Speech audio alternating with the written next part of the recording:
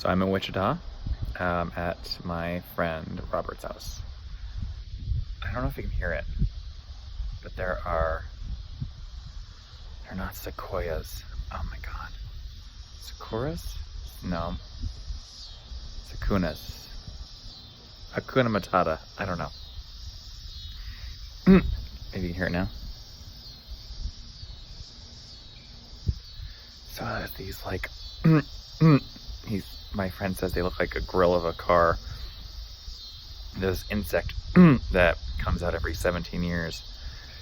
But the big myth was that they all came out once every 17 years, and that's not true. It's just like a rotating thing of life. But it's super cool. And they sound really weird, really crazy. The other thing about traveling in these areas is it's so dry. So my skin is awful. So I apologize in advance that you're going to see my face looking like it's flaking off.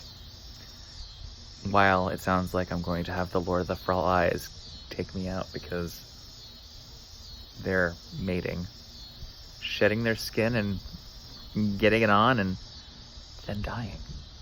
Weird. Salute.